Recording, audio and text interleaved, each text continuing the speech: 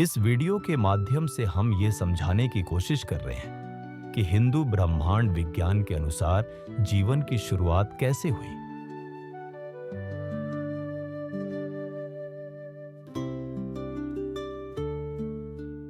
समय के आरंभ से पहले, प्रकाश से पहले, अंधकार से पहले केवल अनंत था। न तारे, न पृथ्वी, न पवन का झोंका, केवल शाश्वत निराकार सत्य, ब्रह्म, मौन, असीम और अनादि अंत। यही महाप्रलय था, महाविलय।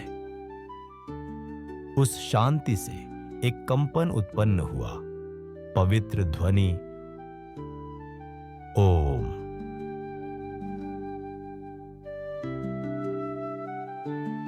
सृष्टि की धड़कन शून्य में तरंगित हुई और अंतरिक्ष स्वयं प्रकट हुआ। इससे अनंत आदि जल, नारा दिव्य प्रकाश में झिलमिलाते हुए प्रकट हुए।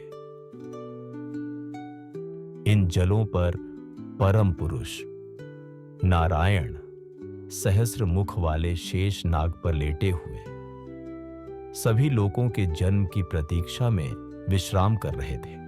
ब्रह्मांडीय महासागर की गहराई से एक स्वर्णिम अंडा प्रकट हुआ, हिरण्यगर्भ, सृष्टि का गर्भ। इसके भीतर वह सब कुछ था जो होना था। तारे, धरती, महासागर और स्वयं जीवन अभी भी अविकसित, फिर भी जागृत होने के लिए नियत।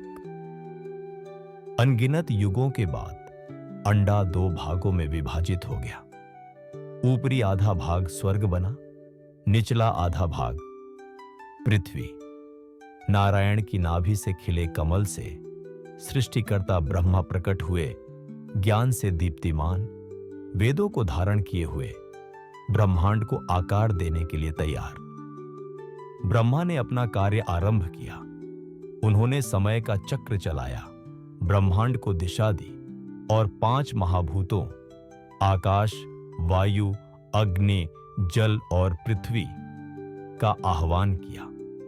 इन सब ने मिलकर समस्त अस्तित्व का आधार बनाया। इस आधार पर ब्रह्मा ने जीवन को जन्म दिया। सबसे पहले अचल प्राणी उत्पन्न हुए, पेड़, पौधे और पर्वत। फिर जल, आकाश और थल के जीव उत्पन्न हुए। पृथ्वी रंग, ध्वनि और गति से खिल उठी, पहली बार जीवंत। और फिर पहले पुरुष और स्त्री ने आकार लिया। स्वयंभू मनु, स्वयंभू और कुलीन, शतरूपा, अनगिनत रूपों और सौंदर्य की धनी। दोनों ने मिलकर मानव जाति को जन्म दिया और पृथ्वी को अपने वंशजों से भर दिया। लेकिन हिंदू दर्शन में सृष्टि कभी अंत नहीं है, न ही आरंभ। यह एक चक्र है, सृजन, संरक्षण, विलय और पुनर्जन्म, जो अनंत युगों से अनंत काल तक चलता रहता है।